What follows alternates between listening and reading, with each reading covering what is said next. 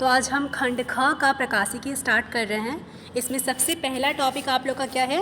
प्रकाश का अपवर्तन।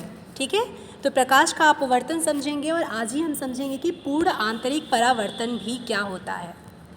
ओके,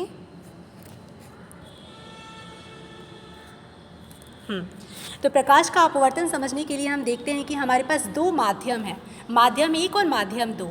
ठीक है, वो कुछ भी हो सकता है। माध्यम एक आपका जल हो सकता है, माध्यम दो आपका कांच हो सकता है, या माध्यम एक आपका वायु हो सकता है, माध्यम दो कांच हो, कुछ भी हो सकता है। ये मीडियम है हम लोगों का।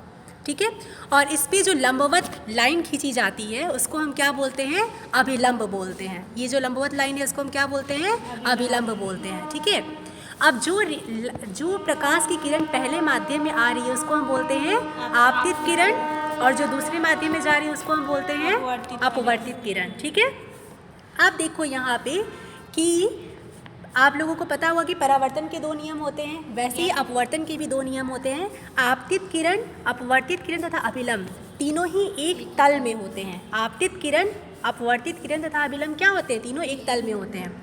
लेकिन यहाँ पे दूसरा नियम बहुत इंपॉर्टेंट है। वो क्या कहता है कि जो पहला आपतन कोण है आई, ठीक है, और जो यहाँ पे क्या है अपवर्तन कोण है आर, इनका जो साइन होता है, साइन आई अपॉन में साइन आर, वो क्या होता है? नियतांक, कांस्टेंट होता है, बराबर नहीं होता है। वो तो परावर्तन का नियम था। ठीक है, I is equals to are. यहाँ पे क्या होता है? साइन आई अपॉन में साइन आर होता है, वो कांस्टेंट होता है, और इसी कांस्टेंट को हम क्या बोलते हैं? अपवर्तनांक, माध्यम का अपवर्तनांक। इंग्लिश में क्या बोलते हैं इसको?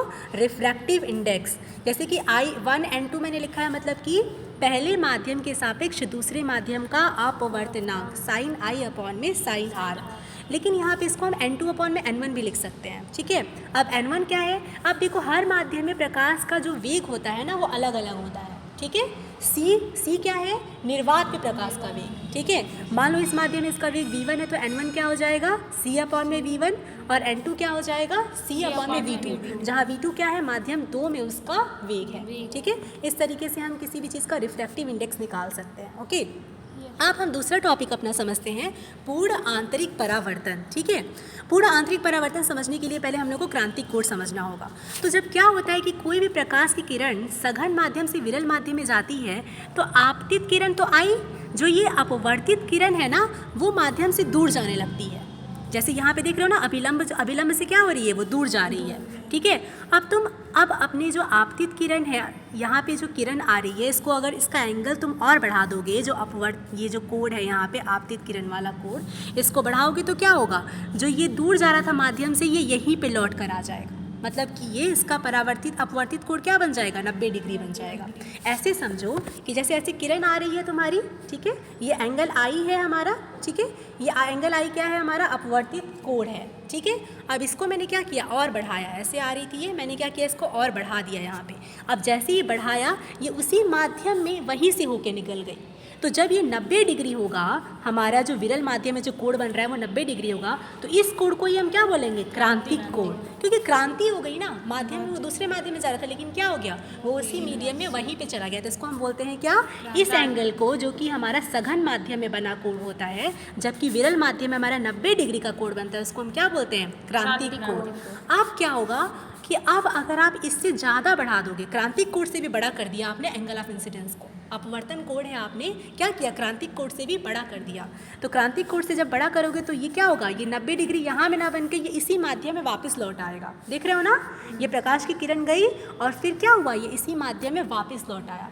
इसको हम क्या बोलते हैं? पूर्ण आंतरिक परावर्तन। ठीक है, टोटल इंटरनल रिफ्लेक्शन। लाइट को जाना चाहिए था दूसरे माध्यम में, लेकिन तुमने क्या किया? क्योंकि और ऐसा तभी होगा जब ये प्रकाश सघन माध्यम से विरल माध्यम में जा रही हो। सघन माध्यम मतलब कांच सघन माध्यम क्यों है? क्योंकि उसके अणु पास पास होते हैं। ठीक है, विरल माध्यम मतलब वायु, जहाँ पे बहुत कम दूर दूर होते हैं, जो भी मॉलिक्यूल्स हैं उसके क्या है? दूर दूर हैं। तो जब सघन माध्यम से विरल माध्यम में प्रकाश की किरण जाती है तो ये अपने क्या अभिलंब से दूर हटती जाती है, और जैसे जैसे तुम एंगल ऑफ इंसिडेंस को बढ़ाते हो ये और दूर चली जाती है, और जिस एंगल पे ये 90 डिग्री हो जाए उसको हम बोलते हैं क्रांतिक कोण। और उससे भी ज़्यादा अगर बढ़ा दोगे, क्रांतिक कोण से भी बड़ा कर दिया तुमने एंगल ऑफ इंसिडेंस को, तो क्या होता है? पूर्ण आंतरिक परावर्तन। समझ में आई बात?